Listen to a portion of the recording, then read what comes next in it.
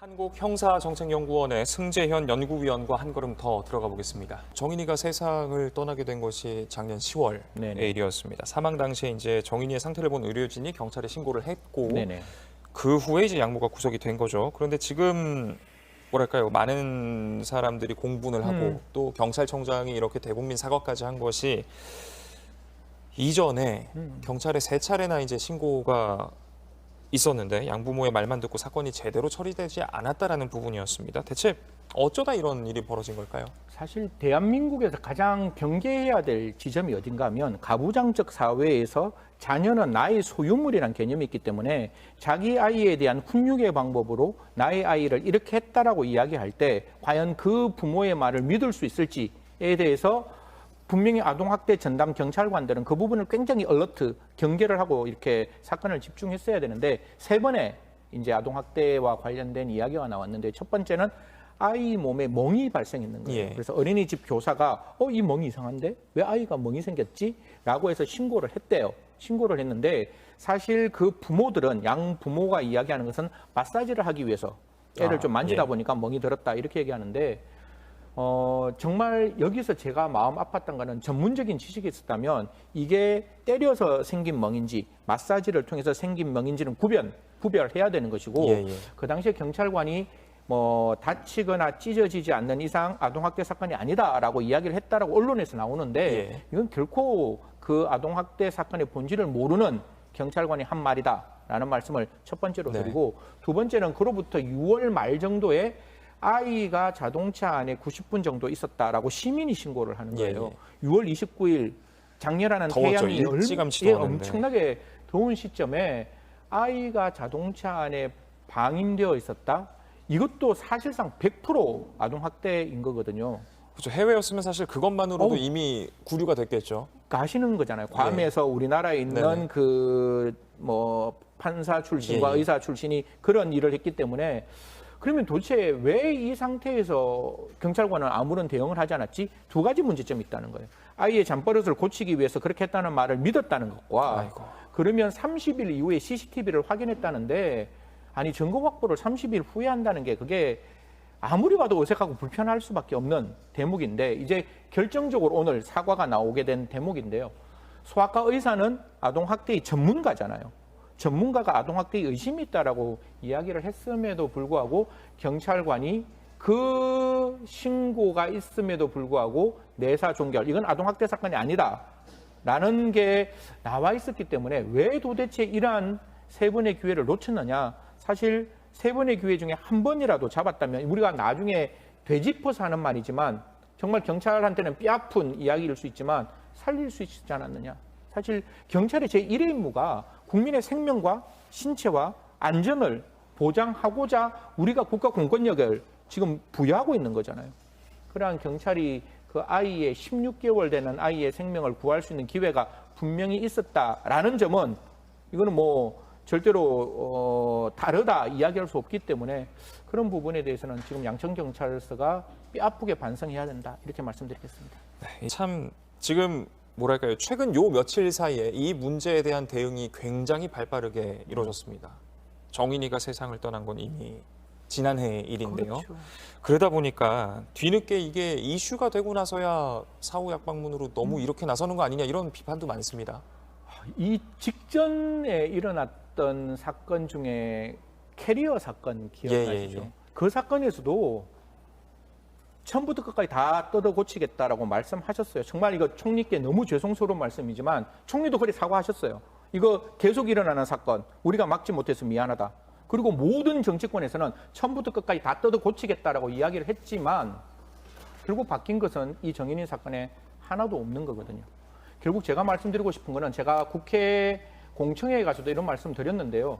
정말 아이에 대한 보호라는 단어는 2가지로 풀이될 수 있습니다. 하나는 보호는 그 아동에 대한 관심이고 또 하나는 그 아동에 대한 배려의 문제인데 이게 그냥 시간이 지나가면 잊혀지는 거예요. 제가 가끔 왜 이렇게 국회에서 관심이 갑자기 식을까라는 생각을 했을 때 그 국회의원들에게도 좀 송구스러운 말씀이지만 투표권이 없어서 그래요. 6세 아이들에게 투표권이 있어서 내 생명을 내가 지켜주지 못하는 법이라면 우리가 그 사람을 찍지 않겠다라는 말을 할 수 있었다면 아동에 대한 관심과 배려가 지속됐을 것인데 그게 지나가다 보면 표 있는 사람의 관심이 있는 법안만 통과되고 이 아이들의 생명과 신체를 보호하는 법은 계속 뒤로 밀릴 수밖에 없는 그런 사정이었기 때문에 지금 저는 그래도 여야가 합의해서 이 영역에 있어서의 법을 개정한다라고 하시니 저는 그 부분에 대해서는 박수를 쳐드리고 싶은데 이게 단기적이고 단발적인 어떤 이벤트가 아니라 끝까지 이 아이가 보호될 수 있어야 돼요. 그러니까 아이의 학대가 이루고 난 다음에 그 아이가 제대로 건강한 시민으로서 자랄 수 있는 여러 가지 장치들, 지금 제가 수많은 문제점들이 있는데 차근차근하게 말씀드리도록 하고 그런 부분들이 조금 이루어졌으면 하는 마음입니다. 그렇습니다. 이제 아무래도 이번 사건에서 이제 쟁점 중에 하나로 많은 분들이 관심 갖는 것 중에 하나가 이제 양부모에 대한 처벌 수위인데 지금 일단 기소 자체는 양모는 아동학대치사죄, 양부는 이걸 이제 방임한 예. 살인죄 적용도 가능하다고 보시는지요? 저는 살인죄 적용은 선택의 문제가 아니라 당위의 문제다. 예. 이건 살인으로 봐야 되는데 이게 이제 두 가지 측면에서 설명을 드릴게요. 첫 번째, 살인죄의 형량에 대해서 말씀드리겠습니다.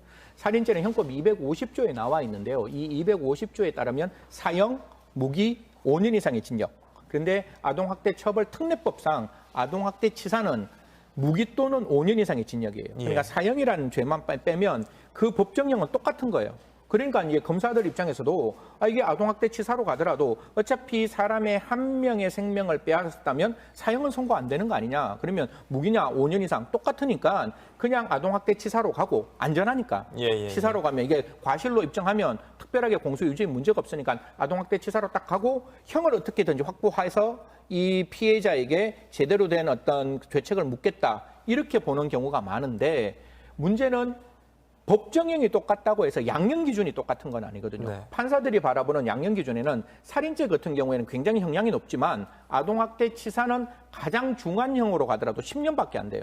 그냥 기본 형량이 4년에서 7년밖에 안 되니까 치사인데도 아동학대치사가 원래 무기 또는 5년 이상의 징역, 5년에서 30년인데 이게 경합 가중되면 45년까지 갈 수 있거든요. 두 가지 범죄를 저질렀다면 그 전에도 분명히 우리 정인이를 때렸을 거잖아요. 그러면 그게 상습성이 발현, 두 가지 이상 범죄가 되면 그 5년 이상이라는 의미는 45년까지 갈 수 있는데 그냥 기본 형량은 4년에서 7년, 그게 넘어가더라도 10년, 그게 경합 가중되더라도 15년. 그러니까 죽었다 깨어나도 무기도 선고 안 되는 그런 어떤 양형 기준이 만들어져 있으니까 이게 그냥 법정형이 무기 또는 5년 이상의 징역 비슷하니까 우리나라는 어차피 사형이 집행 안 되는 나라고 선고해봤자 의미 없으니까 이렇게 접근하는 게 아니라 검찰의 첫 번째 임무는 법률의 전문가예요.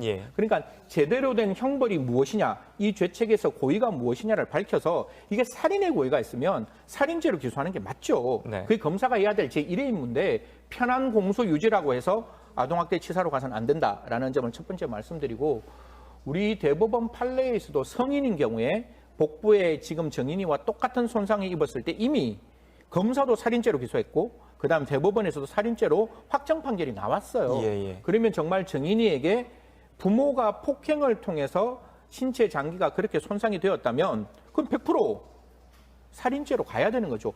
어른에게 주먹으로 때려서 그런 상처가 나왔을 때도 살인이라면 16개월이잖아요. 그러면 정말 뭐 제가 말씀을 못 드리겠는데 그 아이를 그렇게 때려서 장기 손상이 일어났다면 부모의 마음은 어떻겠어요? 아이가 때려서 죽을 수 있다는 점을 인식했겠어요? 못했겠어요? 당연히 아이가 죽을 수 있다는 점을 인식했다면 우리는 그러한 확정적으로 사람을 정말 죽여야지가 아니라 사람이 죽을 수 있다는 가능성을 인식하고 행위로 나아갔을 때 미필적 고의라고 해서 고의를 인정할 수 있으니까요. 지금 서울 남부에 저도 이제 뭐 후배들이 좀 있어서 전화를 좀 해봤는데 뭐 지금 부검 결과서에 따라서 적극적인 검토를 할 부분이 있다라는 말들이 나오고 있으니까요. 한번 부검의 검토를 통해서 이게 정말로 외력에 의해서 그 장기가 손상됐다면 우리 또 형소법에는 너무나 좋은 제도가 있어요. 주의적 청구. 주의적으로 A가 인정되면 그걸로 끝나고 이게 인정 안 되면 다른 죄로 판단할 수 있는 주의적 청구, 예비적 청구가 있으니까 주의적 청구로 살인죄, 예비적 청구로 아동학대치사 이렇게 가면 살인죄가 인정 안 된다 할지라도 아동치사라는 거는 분명히 확보되어 있는 거거든요. 그러면 검사된 입장에서는 좀 적극적으로 살인의 미필적 고의가 있는지 살피고 전례를 좀 살펴서 16개월 아이가 하루하루 얼마만큼 고통이 심했겠어요. 그 아이가 아까 축 늘어져 있을 때 아이 된 입장에서는 정말 두려웠을 것이고 그쵸. 공포에 휩싸여 있을 것인데 그 아이의 시각을 보면 저는 아이 골절이 하나 일어났을 때마다 아이는 죽음을 고민했을 거예요.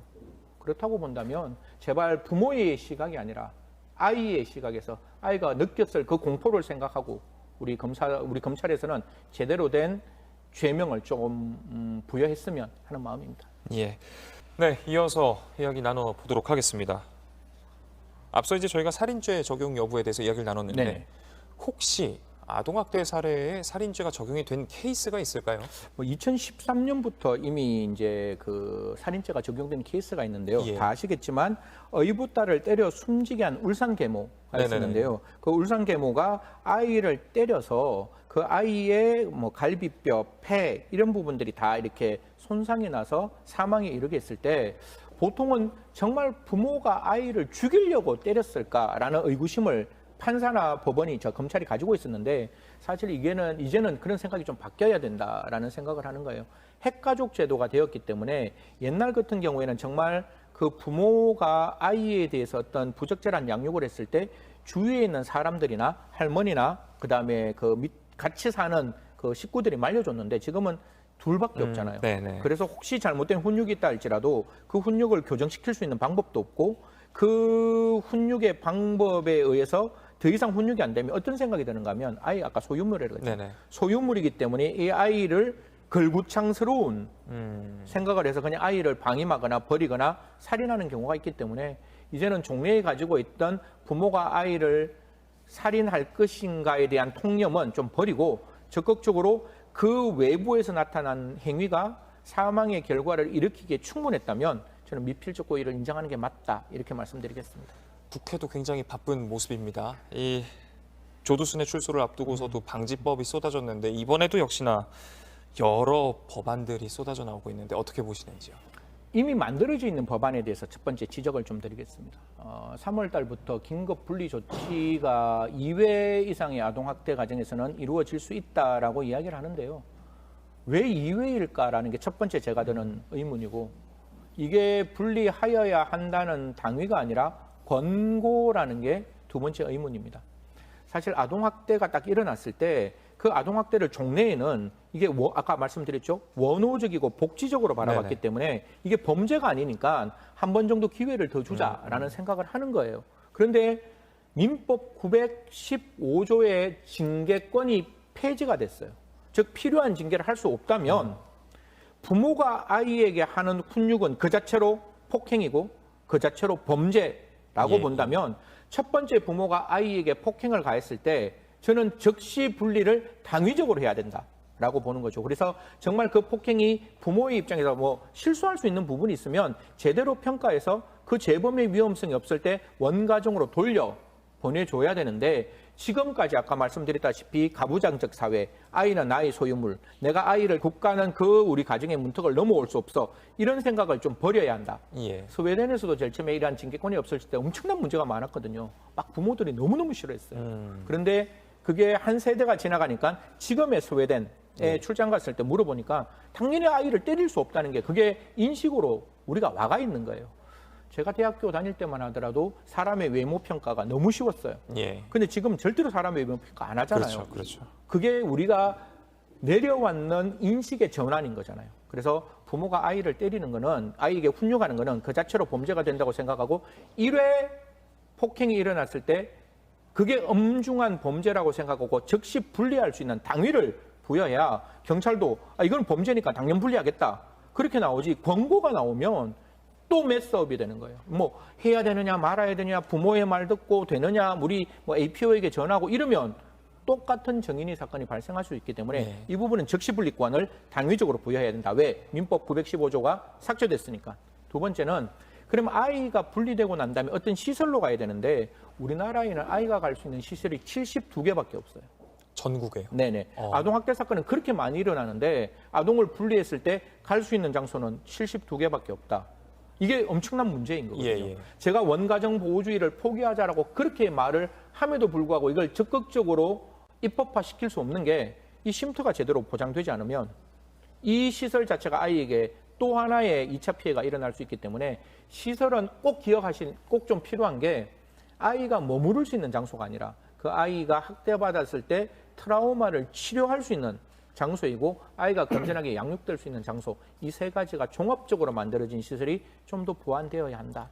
이렇게 말씀드리겠습니다. 저희가 이제 아동학대 신고와 학대로 판단이 된 사례들의 통계를 CG로 준비를 한 게 있는데요. 한번 살펴보면 좋을 것 같습니다.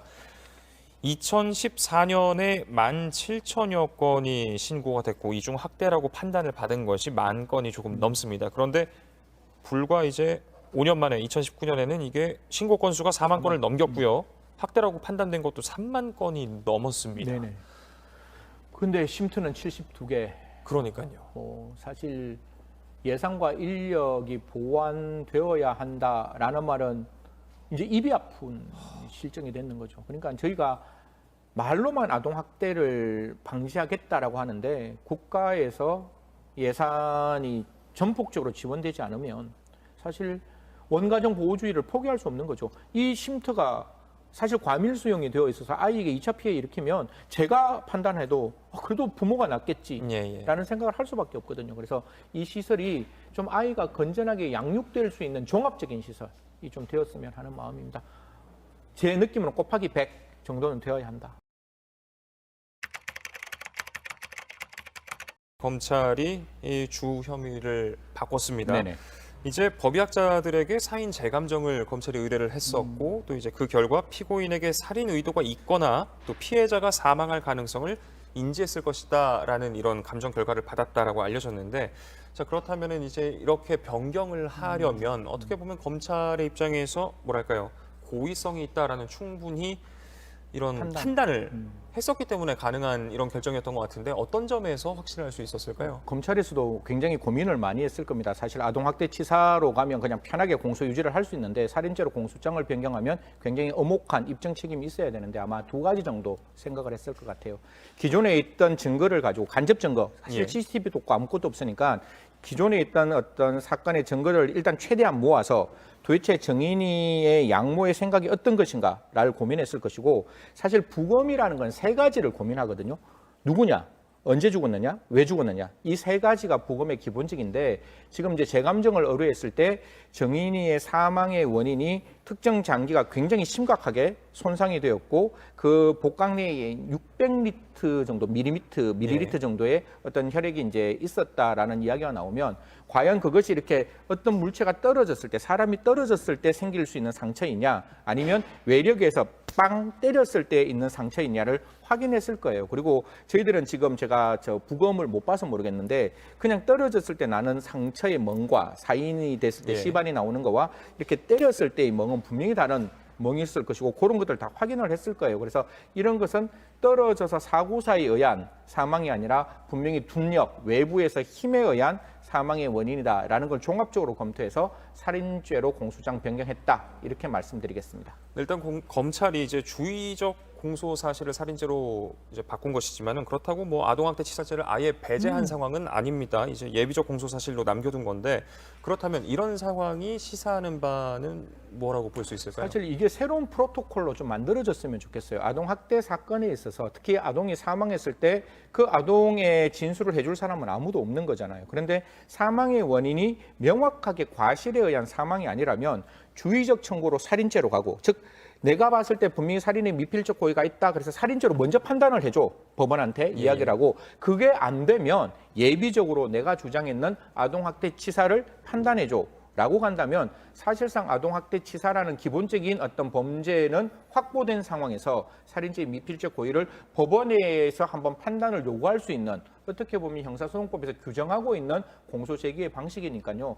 아동학대 사건에 있어서 정말로 명확한 사망이 사고가 아니라면 좀 이런 형태의 공소 유지를 검찰에서는 좀 적극적으로 좀 이렇게 생각해 줬으면 지금 수사는 경찰이 하지만 공소 유지는 검찰이 하고 있으니까요. 검찰은 법률의 또 하나의 전문 기관으로서 이런 어떤 그 조사 방식, 기소 방식을 좀 만들었으면 좋겠다 이런 생각합니다. 지금부터는 이제 검찰이 살인죄를 공소장에 추가한 것에 대한 후폭풍에 대해서 좀 이야기를 나눠보면 좋을 것 같습니다. 지금 공소장 변경 자체에 대해서는 이제 많은 시민분들께서 공감하시고 좋은 결단이었다라고 판단을 하시는 것 같습니다. 그런데 이게 자칫 경찰에 대한 비판으로 이어질 수도 있습니다. 아무래도 이제 초동 수사를 했었던 경찰이 아동학대 치사 혐의로 검찰에 넘겼으니까 이러면 이제 초동 대응도 못했고 초동 수사도 잘못한 거 아니냐 이런 비판이 쏟아질 수도 있습니다. 이제 또 타이밍이 이제 올해 1월부터는 이제 수사권이 조정되는 그렇죠. 1차 수사 종결권이 부여가 된 그런 상황이라서 이게 참 국민들 입장에서는 많이 부담스러울 수 있는 부분이죠. 이게 예. 제대로 수사될 수 있을까라는 의구심도 있는데 저는 경찰분들에게 좀 경찰청장께서도 그런 말씀 주셨는데 이제 시작이거든요. 그러니까 수사 경과에 계시는 그 경찰분들께서 정말 목숨 걸고 공부하셔야 돼요. 기존에 있던 그냥 대략적인 형사법 지식이 아니라 사실 수사할 때 어떻게 되는가 하면 변호사가 동석하거든요. 그럼 변호사가 대법관 출신일 수 있어요. 그리고 신뢰관계자가 동석되거든요. 신뢰관계자는 저 같은 사람이 신뢰관계자로 동석할 수 있고 뒤에서 비디오 카메라 찍는 거거든요. 그럼에도 불구하고 사건의 실체 진실을 밝히려면 그만큼 완벽한 법적 지식이 필요한 상황이 되었으니까 정말 제대로 공부 좀 하셔야 된다라는 말씀을 드리고 이 사건에 대해서는 경찰은 분명히 3번의 실수가 있었던 부분은 뼈저리게 반성하셔야 됩니다. 그리고 한 번 반성이 2번의 반성으로 가서는 절대로 안 된다. 그래서 앞으로 어떤 사건이 있을 때 그 사건을 정말 주인공의 마음으로 국민의 생명과 안전을 지킨다는 생각으로 이 수사에 임해 주시기를 바라는 것이고 앞으로 거듭 날 수 있는 경찰의 모습, 국민들로부터 신뢰받는 경찰의 모습을 꼭 보여주시기를 부탁드리겠습니다. 참 이런 경찰에 대한 불만, 비판 이런 것들이 높아지면서 청와대 청원은 이제 이런 이야기들까지도 나오고 있습니다. 경찰을 감시할 수 있는 상위 기관을 만들어야 한다. 이런 청원도 있었고 또 검찰 개혁만이 아니라 경찰 개혁도 해야 한다. 이런 청원도 올라왔습니다. 어떻게 보시는지. 기본적으로 이제 검찰의 수사를 통제하고 견제하는 건 검찰이 해야 돼요. 왜냐하면 그게 검찰의 기본적인 모습이었거든요. 저도 검경 수사권에 찬성하는 입장이었는데 수사했는 사람 기소하면 약간 좀 인권 침해가 발생할 수 있어요. 그래서 기소권의 남용은 인권 침해지만 불기소권의 남용은 정의의 공백이 발생하는 거예요. 그러니까 내가 봐주고 싶은 사람 불기소. 이건 진짜 암장되는 사건들이기 때문에 이러한 불기소되는 사건 중에 정말 잘못되는 사건이 있는지는 검찰이 제대로 수사 통제를 해야 되는 것이고 검찰 개혁뿐만 아니라 경찰 개혁이 필요하죠. 이 부분은 경찰 스스로도 지금 깨닫고 있는데 자치 경찰의 모습도 원령의 모습이 아니고 그리고 분명히 그 정보 경찰이라든가 그다음에 국정원에서 나와 있는 대공 사건까지 다 갖고 있기 때문에 정보 경찰과 대공 사건에 대한 문제를 어떻게 해결할 것이냐. 지금 국가수사본부에 지원하신 분들의 면면을 5분이 나왔더라고요. 그래서 그분들이 누가 되시건 간에 그 국가수사본부에 있는 수사가 정말 제대로 될 수 있도록 경찰은 지금부터 시작이란 마음으로 내가 수사권 가지고 왔으니까 내가 됐다. 이제부터 나의 정권이다. 이렇게 생각하시면 절대로 안 되고 그 수사가 정말 탄탄하게 만들어질 수 있도록 뼈를 깎는 스스로의 개혁이 필요하다. 이런 말씀을 드리겠습니다. 예. 끝으로 이제 저희가 지난주에 방송을 했었던 날에는 경찰청장이 대국민 사과를 했었습니다. 그리고 방송 바로 다음 날 이제 국회 행안위에서 긴급 현안 질의를 했었죠. 그래서 거기에서도 이제 경찰청장이 사과와 함께 여러 가지 대책들을 설명을 했는데 이제 아동학대 전담팀 이 후속 대책들이 충분하다고 보시는지 아니라면 또 어떤 보완점들이 필요할지. 저는 그렇게 봅니다. 제도가 바뀌어봤자 우리 박 기자님하고 저하고 마음이 안 바뀌면 이 유튜브의 조회수는 절대로 올라가지 않는 거예요. 정말 이 유튜브를 올리기 위해서 헌신을 해야 유튜브가 올라갈 거 아니에요. 똑같은 거예요. 아동학대 전담팀을 만들어 놓던 APO 그 아동학대 예방 경찰관의 숫자를 늘리던 그게 아니라 정말 사건을 바라보는 그 경찰관의 입장에서 내가 국가의 공권력이고 국민의 봉사자고 국민의 생명과 안전을 내가 반드시 막아야 됐다는 열정과 헌신을 가지고 임할 때 그 제도가 실효적으로 바뀌는 거지. 제도만 바꿔놓고 소프트웨어는 전혀 안 바뀌는데 저하고 박 기자님하고 저하고 하든지 말든지 나오든지 말든지 이러면 절대로 안 올라가는 거거든요. 제도가 바뀌면 그 제도 안에 들어가 있는 그 경찰관들이 정말 제대로 된 아동학대 사건을 좀 살펴주시기를 부탁드리겠습니다. 지금까지 승재현 연구위원과 이야기 나눴습니다. 오늘 말씀 고맙습니다. 네, 감사합니다. 네, 소셜라이브 이브닝 오늘 순서는 여기서 마무리하도록 하겠습니다. 곧 이어서 정치부 회의가 방송되니까요. 여러분들 많은 시청 부탁드립니다. 저희는 내일도 오후 5시 50분에 다시 찾아뵙겠습니다. 시청해주신 여러분 고맙습니다.